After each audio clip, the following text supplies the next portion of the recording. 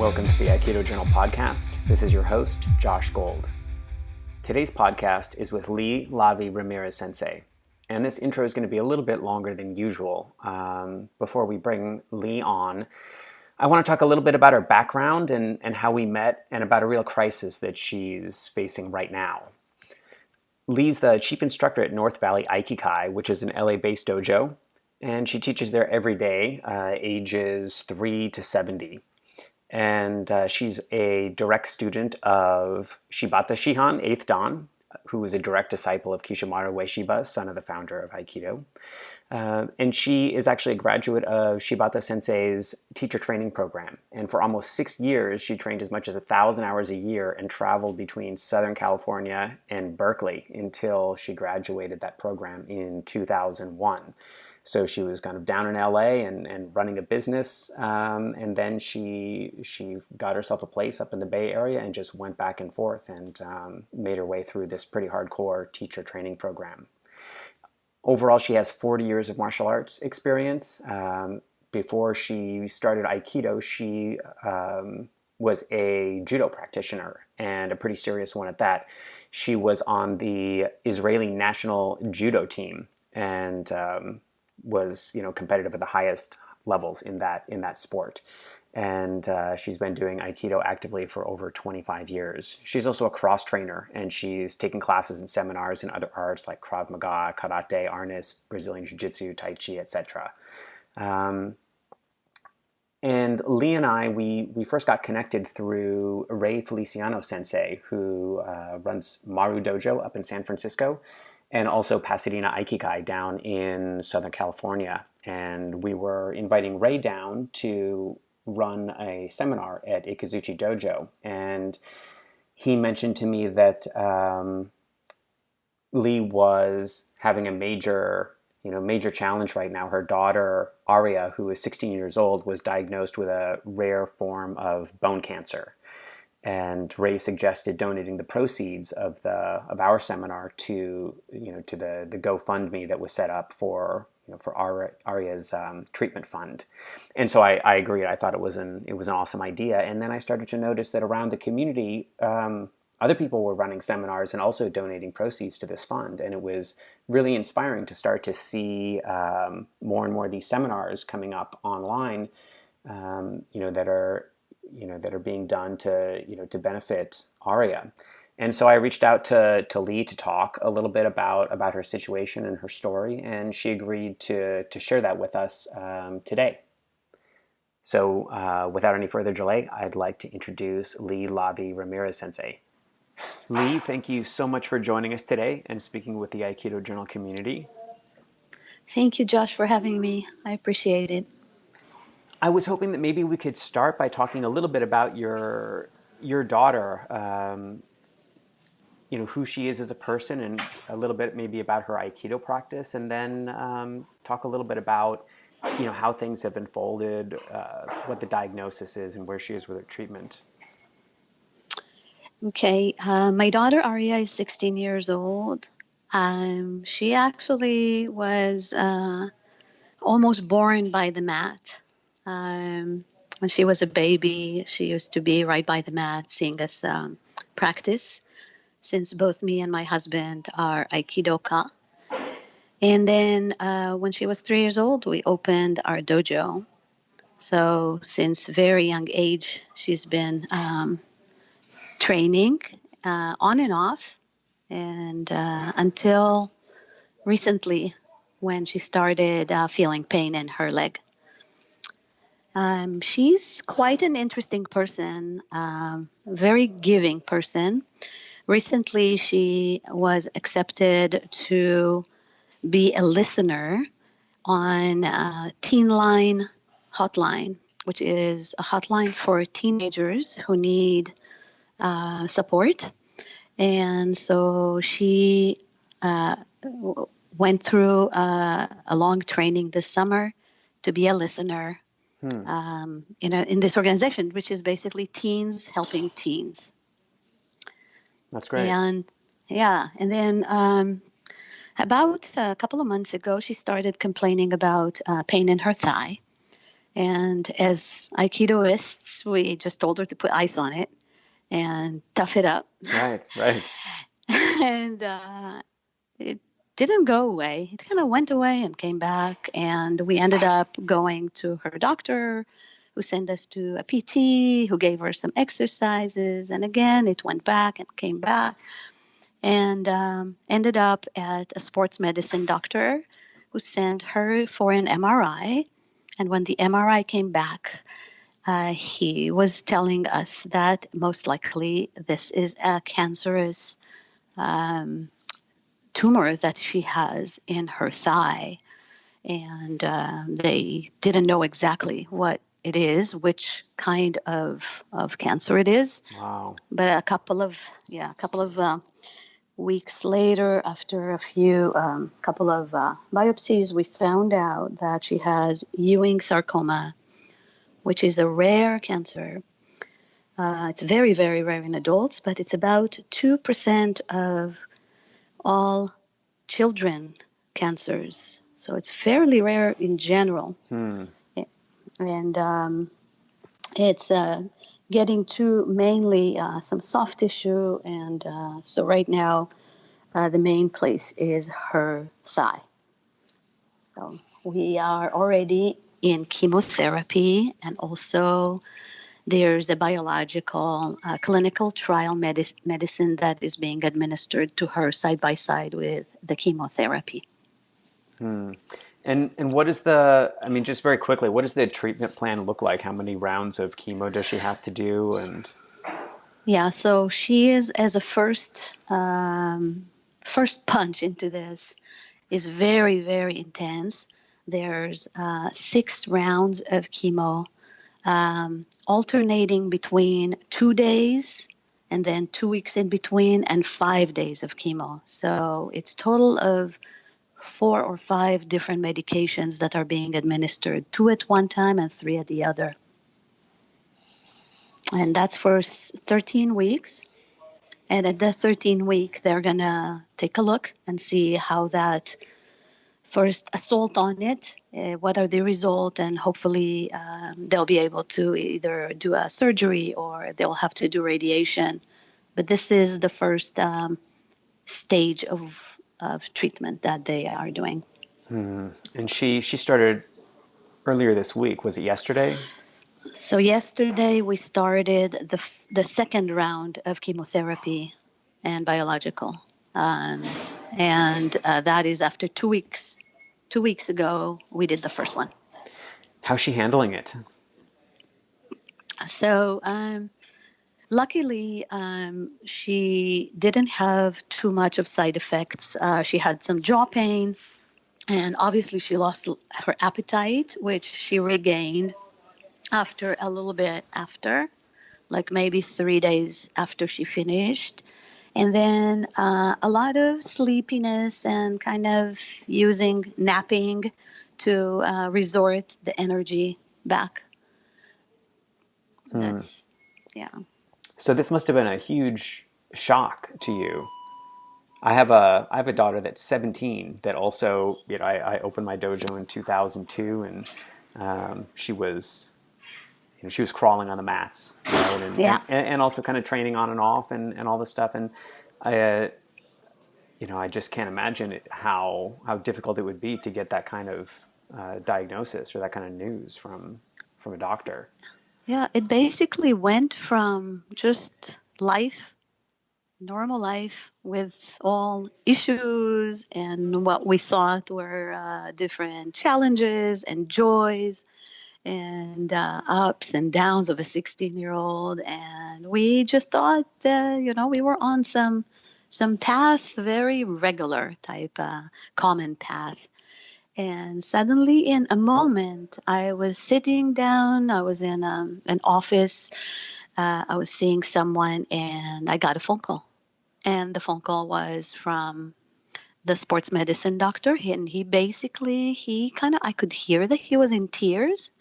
He told me that his son was in an open heart surgery a couple of weeks prior, and that he hates to be in that position to let me know that my she has a cancerous tumor in her thigh. And I asked him, "Are you sure?" And he just said yes. And we need to get the ball rolling. So basically, it was from one reality snap into a completely different reality, which we are in right now. Yeah. That's got to be challenging. I mean, in fact, it's a major life crisis. Yes. Yes. And the two things that kind of ran through my mind were I must not let my mind run me amok, and I have to stay in the here and now. That it was number one. And number two was I have to look at it in the eye. So these were the two main lessons that I learned from my Aikido practice or my martial arts practice that went into effect immediately. Yeah. Well, I mean, I think we can talk about this more in a little bit, but I think this is one of the great things about Aikido is it gives us tools for dealing with life challenges It's outside true. of the dojo. Yes. And I think this is a powerful example of that. Yeah. Yeah, it was, you don't plan on things like that. But when something just shows up this way and just really slams you straight in the face, um, you resort to what naturally or what your practice is. And so, it's not that I said, okay, now I'm going to do this and that. It's just like naturally I was like, all right, mind, you're not going to take me anywhere. We're staying right here with what we see in front of us, and we look it in the eye, whether the fears are encompassed in that moment or the uncertainty or whatever else is there. There was a call to just face it.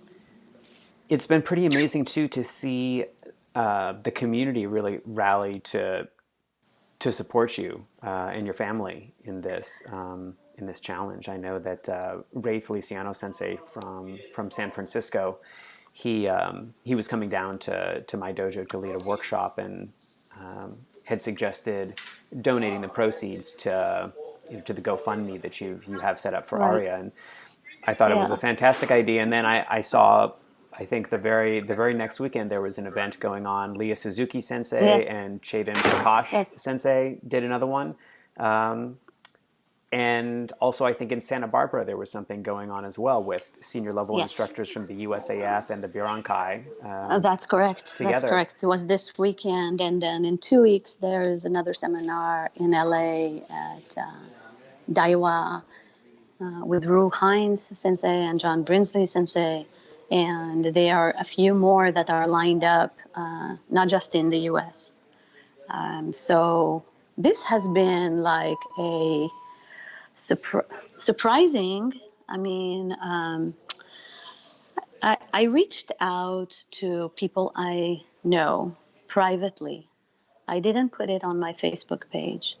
And since I'm an open person and not necessarily a private person, I know I met people on my path, and I felt like maybe this is something that they would want to be aware of. And so I wrote people through just private messages. And they suddenly, I mean, I really didn't know what this is going to create, but it created this wave of support from people. First of all, of course, our current circles right away went into action. But beyond that, there were people that were completely from places where like let's say from 15 years ago, people I haven't seen for a really long time, or from 20 years ago and 25 years ago when I started Aikido. And these are people that I haven't practiced with for a long time. or I haven't seen for a long time due to whatever, to life happening or other stuff. And then there was this whole other wave of people whom do not know me personally, either just heard of me and just people started reaching out and looking for ways to support, whether financially, whether to do stuff for us, whether all those Aikido seminars, all those fundraisers that people just started activating, and it just it really above and beyond my even my understanding. It's hard to fathom it because I really didn't expect any of this. So it's quite amazing. It is amazing. It makes me very proud of the Aikido community. Yeah, I mean, we know that Aikido is like a yin yang or a harmony of all sides encapsulated in what we do every day. So basically, I believe that our practice encompasses giving and receiving on both sides of uke and nage. Um, when we're uke, we are actually giving our body for another person, for them to use as a platform for their study of Aikido, their practice, deepening their understanding of their technical side, and more.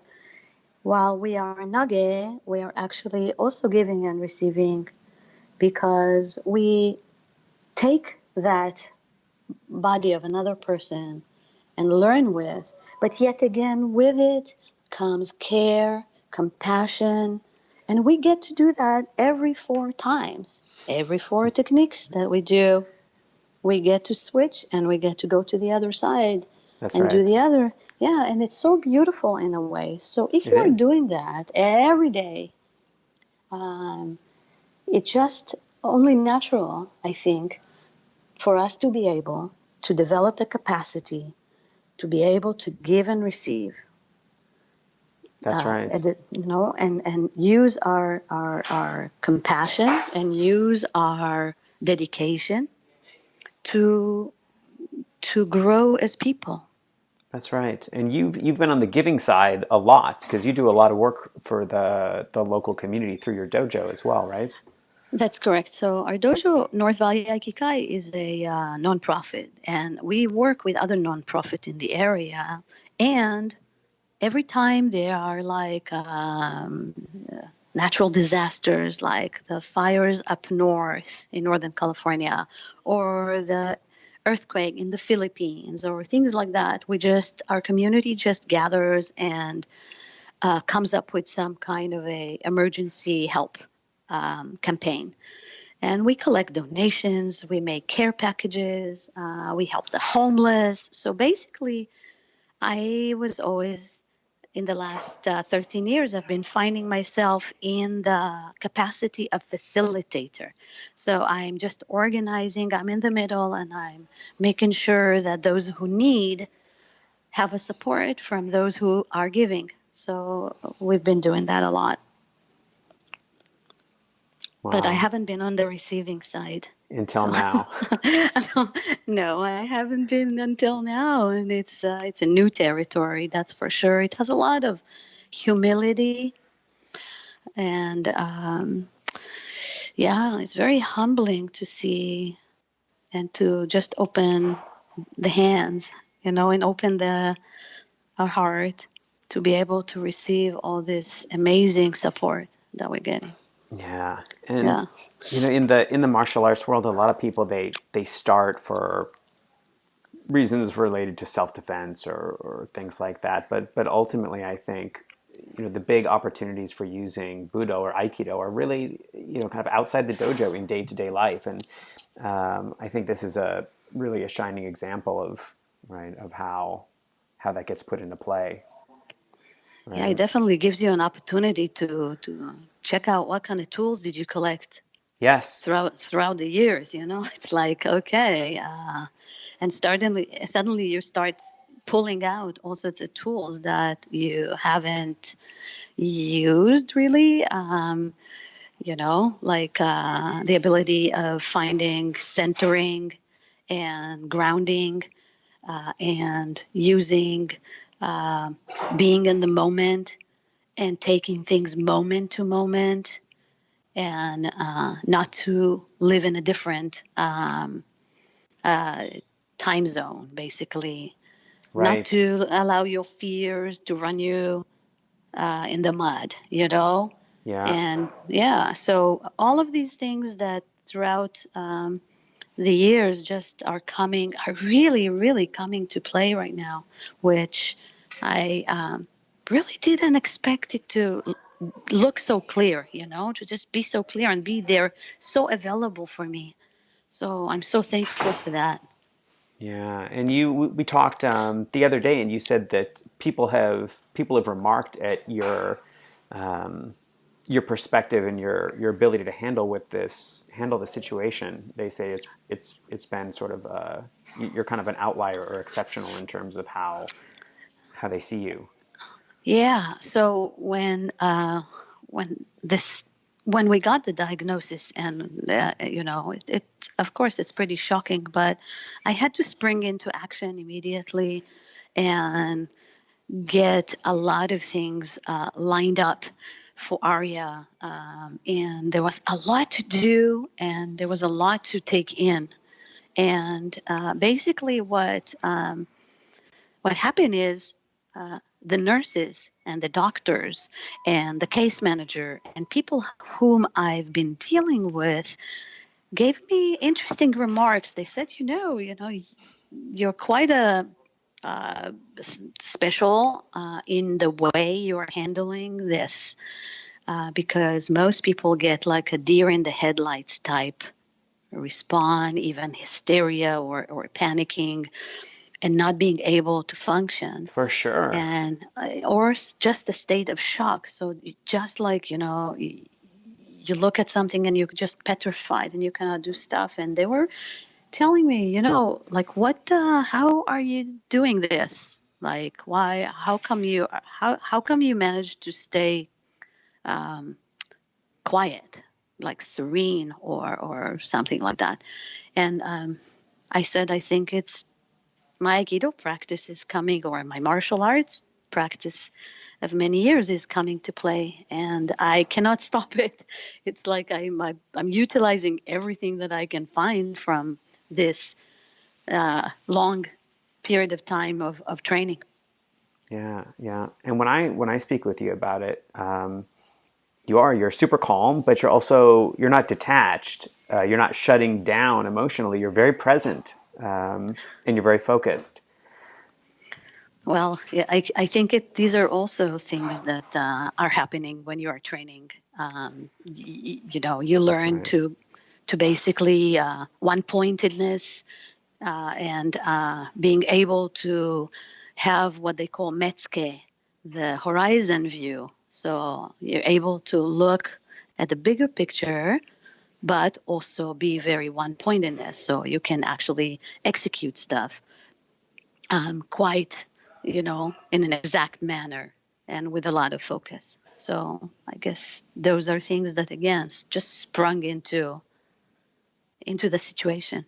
Right. And for me, this is one of the most powerful things about Aikido is you can all the stuff that you just articulated. You can find thousands of self-help books that describe how to do this stuff, but you can read the book and then it doesn't mean you can actually put it into action. It's very different, right? That takes training. It That takes takes training, training, yes. years of training. Years of training, Yeah, and and that's the beautiful thing about the Aikido practice is that it actually, it takes these really valuable attributes and it forges them within us, in the mind and the body and the spirit through the years of physical training that you do true, within this and supportive community. that is true. And my teacher, Shibata Sensei, always says something: don't think or talk about your progress, or don't think about how you're going to progress. Progress comes, just train. So Hmm. there is something very true with whatever I'm finding that, the stuff that are happening with me, those tools that I'm using, is just that I didn't need to think about it, or I don't need to plan anything. It just happens. It's just there. It's just there, available, just because I went through many years of training. So I guess that's why it's there. Training. That's why it's there. That's why it's there. Exactly. That's yeah. Yeah. Right. I mean, big picture, I think this is really one of the key values that, that we get out of the training. That's true.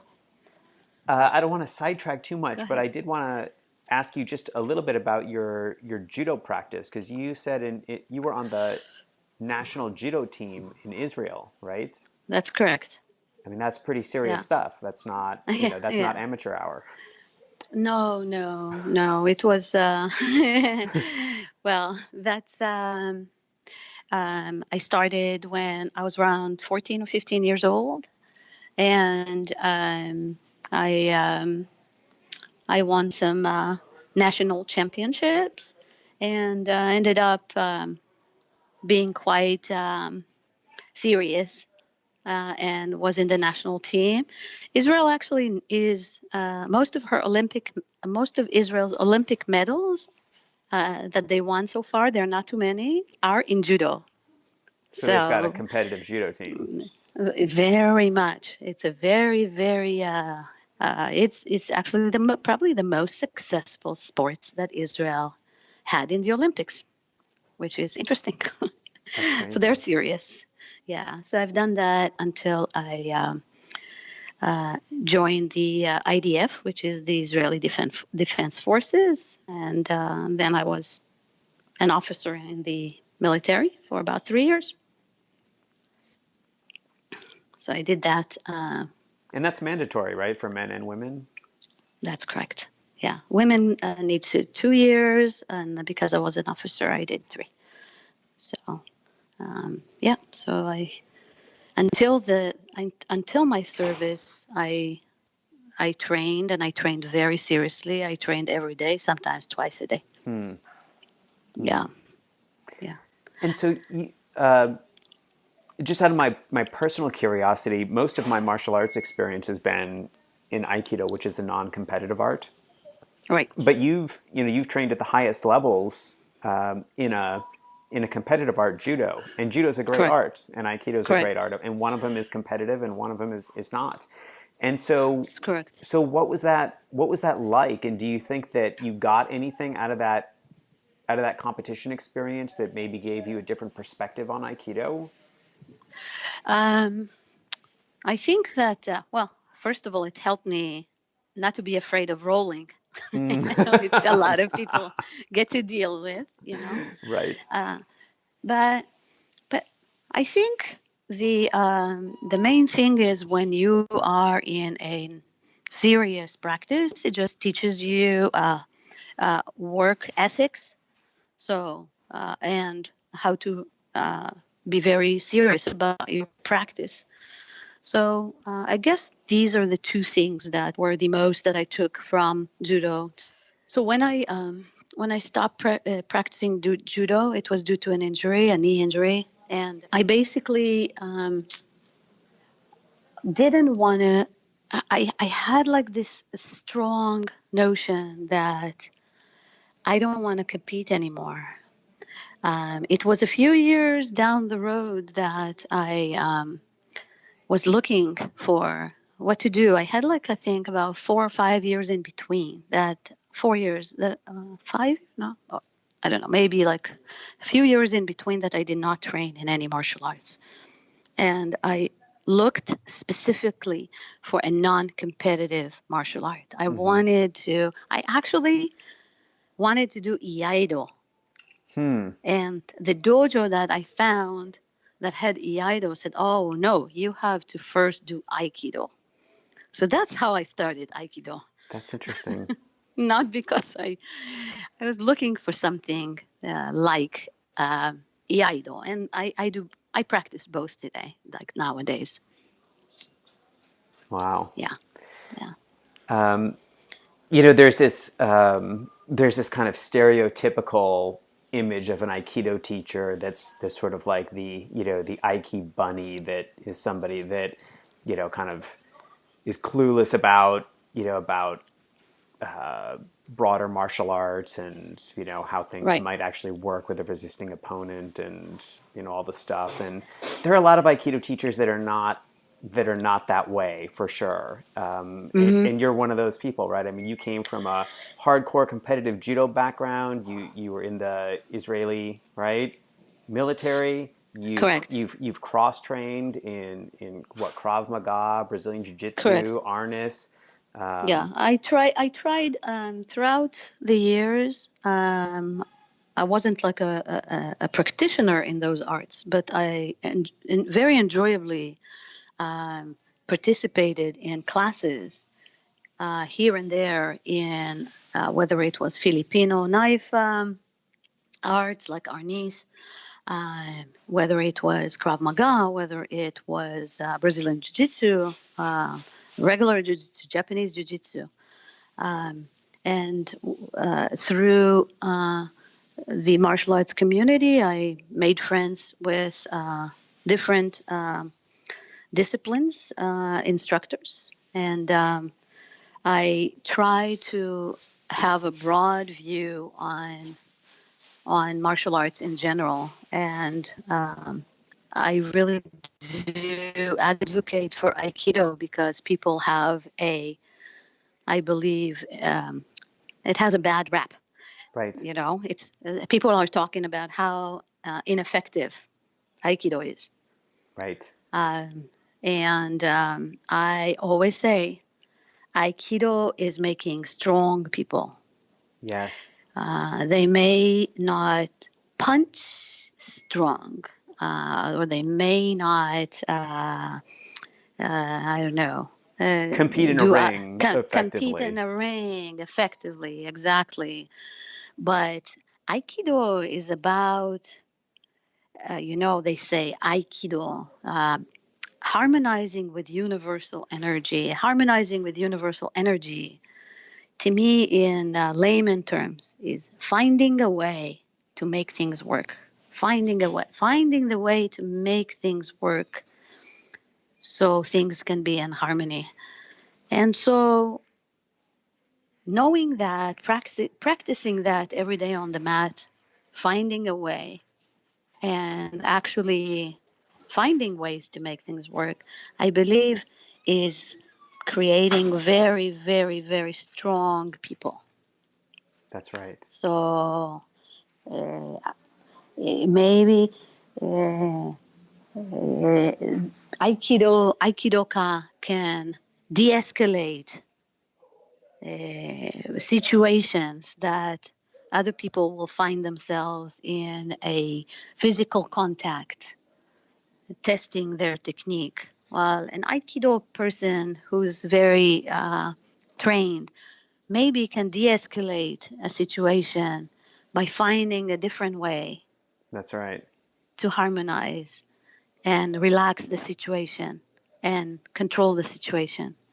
So, and that is also between husband and wife, and Yes. between a parent and a child. Mm-hmm. Yep. And so, Or who, boss or an employee. boss, absolutely, any scenario from life. And so, when someone tells me Aikido is ineffective, I tell them I'm in the biggest battle of my life right now.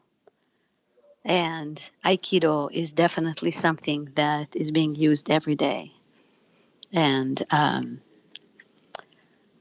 I feel that I have good, how will I say it? Just good control of my situation. I'm not getting lost in it. I'm not losing myself, and I can support my daughter by being that. That's right. That's So right. that's And the community, how the I. Aikido community, supporting you and Arya as well. So it's nice to see kind of the, that unity. Yeah, it's like, just like, imagine what I believe, that what we see is like a reflection of whatever Aikido is helping me with, it's reflecting within our Aikido community, and the Aikido community is able to show up Right. to this battle. That's right. Show and up take and action. stand Yeah. behind me, exactly, and take action, and not just be like in a spectator type of role, but an active role. And I feel it, and I'm thankful for it, and I'm humbled by it, and it's absolutely I'm in awe, and it's amazing. Well, Lee, It's amazing. I wanted to thank you so much for joining us today. I know this is a challenging and busy time for you. I mean, you're at the hospital right now Yes. while your body's being Yes. treated. So I really appreciate you kind of sharing your story with the community and talking with us today. Thank you so much, Josh. Hey, and thank you very much. Yeah. You're welcome. And a couple other things, if people are interested in contributing to your fund, Yes. the URL is a little wonky, but it's what would they search for on GoFundMe? It's called the GoFundMe is called Aria's Path to Healing. Let me just verify. Oh no, it's called Aria's Healing Journey Support Fund. On GoFundMe. Aria, yeah, it's ARIA ' Healing Journey Support Fund on GoFundMe. Perfect. And we'll also put the link in the show notes for this as well. And thank you. You're welcome. And if people want to learn more about you, they can visit your dojo's websites. Yes. So it's North Valley Aikikai.com. Fantastic. And yeah. Great. And I think we're gonna get to meet in person December at the latest. I think Ray Feliciano is setting up a seminar at Pasadena Aikikai. Oh yes, yes. So am I going to meet you there? Yes. Are you yeah. going to be? Oh, wonderful. I'll be there. Okay. So I told him that unless I'm being mom at the hospital, I will be there. Great. Okay. Well, I look forward to spending some time with you on the mat then. And thank you again for joining us today. Same here. Thank you so much, Josh. Have a beautiful day. Thank you for listening to the Aikido Journal podcast. If you find our work valuable, there are many ways you can support it. You can share it on social media, join the discussion on our blog, or you can support us directly by subscribing to Aikido Journal TV, a membership that gives you on-demand access to our video library, new digital gift boxes each month, and other perks. Then there's the Aikido Journal Academy, which produces special events and online courses. All these things and more you'll find on our website at aikidojournal.com. And again, thank you for your support. It's an honor to serve the Aikido community.